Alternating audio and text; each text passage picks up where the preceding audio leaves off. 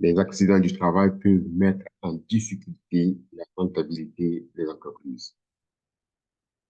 Ils ont non seulement des enjeux humains, financiers, pénaux, donc sur le plan pénal, mais aussi sur le plan matériel, technique, et dans certains pays, on parle même des enjeux criminels.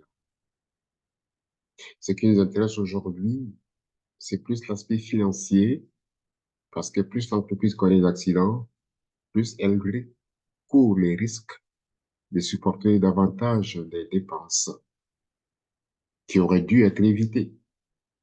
Donc, au-delà de la prévention technique, mécanique, courante dans les entreprises, parce qu'on mise beaucoup sur l'aspect matériel, on veut s'équiper.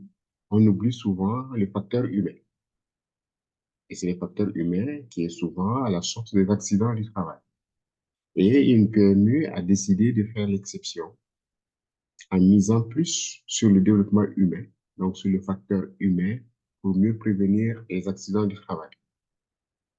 Cette vidéo, donc, va nous aider à mettre en lumière la démarche ou l'importance de miser sur le facteur humain pour transformer la prévention des accidents de travail en investissement.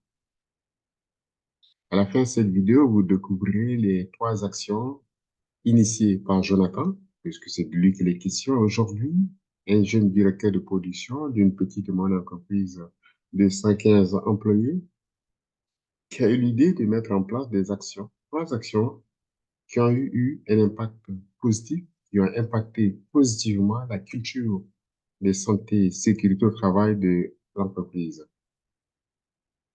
Je suis Fidèle Ndjoulou, consultant et formateur agréé en gestion de la santé et sécurité au travail chez Fidelis Conseil. Fidelis Conseil est un cabinet spécialisé en prévention durable des accidents du travail. Fidelis Conseil offre essentiellement 3 services: diagnostic, formation et accompagnement pour aider les entreprises à implanter un plan de prévention durable des accidents du travail. Alors, revenons à Jonathan et son initiative d'améliorer la prévention en misant sur les facteurs humains. En effet, Jonathan a été furieux, il a vécu un drame pendant son enfance parce qu'un jour, son père n'est pas rentré du travail à l'heure habituelle. Il a appris par la suite que son père a connu un accident et il a été admis à l'hôpital. Et pire, il ne peut le voir que le lendemain. À sa grande surprise, une fois à l'hôpital, le lendemain, donc, il découvre que son père n'a plus son bras gauche. Il a été amputé, emporté par l'accident du travail. Alors, comme je disais tantôt, il était effectivement furieux. Il voulait comprendre comment son père très discipliné puisse vivre cela. Est-ce que c'est la situation de beaucoup d'employés? Il s'est interrogé durant toute son enfance, son adolescence. Et une fois devenu directeur de production, à la suite de sa formation, pardon, comme ingénieur, il a décidé que plus jamais dans son entreprise, personne ne se blesse, qu'aucun ouvrier ni cadre ne doit souffrir de blessures. Alors, qu'est-ce qu'il a fait? C'est là où il a initié 3 actions. 3 actions qu'il a toujours réfléchi depuis longtemps et qu'il a appliqué, pardon, dans son entreprise.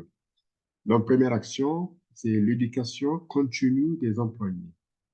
Qu'est-ce qu'il entend par là? Il a décidé de former tous les employés de l'entreprise.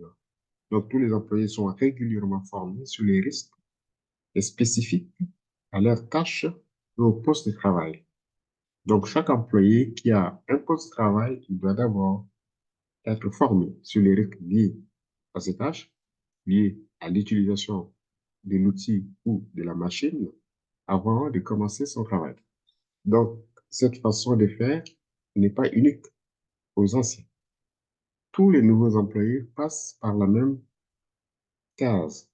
Autrement dit, avant de commencer le travail, tous les employés nouvellement recrutés suivent des formations sur les règles de base de santé et sécurité au travail, et surtout, ils apprennent leurs postes, leurs tâches, mais doivent connaître les risques, les identifier et les corriger eux-mêmes. d'où la spécificité de sa démarche. Deuxième action, il ne s'est pas arrêté seulement aux employés. Il a misé sur le développement des compétences des cadres également, donc des gestionnaires en matière de santé et sécurité au travail, surtout de la prévention par les biais de la formation. Concrètement, qu'est-ce qu'il fait? Tous les gestionnaires n'échappent donc pas à la formation continue. Ils suivent des formations en santé et sécurité au travail. Ils développent leurs compétences également, pas seulement au sein de l'entreprise, mais à l'extérieur. Ils ont la possibilité de mettre à jour chaque 2 ans leurs connaissances en santé et sécurité au travail. Et ce qui est très intéressant, comme l'entreprise fait partie d'une succursale, tous participent également à un séminaire annuel sur la prévention des accidents du travail. Donc, les gestionnaires disposent également des crédits d'heures, des heures qu'ils doivent utiliser à leur guise pour se perfectionner en matière de gestion de santé et sécurité au travail. Troisième action mise en place par Jonathan et son équipe, une action non des moindres, puisqu'il est question de la reconnaissance. Qu'est-ce qu'il fait concrètement? Il insiste sur la reconnaissance des actions de prévention déployées par chaque employé ou chaque gestionnaire.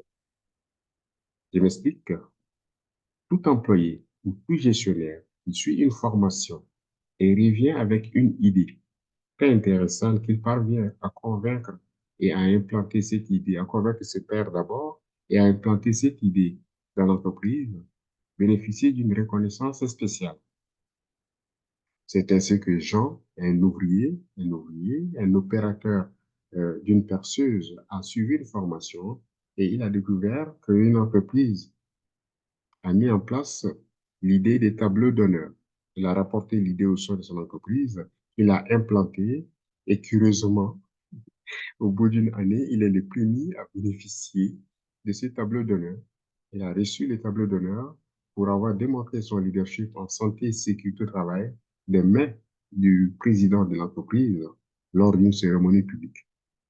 Voilà 3 petites actions que Jonathan, de par son expérience personnelle et familiale, a décidé d'implanter dans l'entreprise qu'il a recrutée comme directeur de production. Vous voyez donc, la santé et sécurité au travail, c'est pas juste l'affaire des professionnels de SST, c'est une conscience personnelle des directeurs de production qui a changé la culture de l'entreprise en matière de santé et sécurité au travail. Donc, en résumé, les 3 actions déployées par Jonathan et son entreprise sont: première action, éducation continue des employés; deuxième action, développement des compétences des gestionnaires en santé et sécurité au travail; troisième action, la reconnaissance des actions de prévention déployées par les employés et les gestionnaires. Pour aller plus loin, donc, je vous invite à cliquer sur le lien et appréciez donc notre vidéo, j'aime. Et surtout, ce qui est très intéressant, je vous invite à partager cette vidéo dans vos réseaux afin de rendre possible l'implication des employés dans la prévention des accidents du travail. À cet effet, si vous voulez, il y a également une formation sur comment impliquer les employés dans la prévention des accidents du travail. Le lien est disponible sur le site de fidelisconseil.ca. Vous pouvez également accéder à ces liens dans les descriptifs de la vidéo. Merci de votre attention.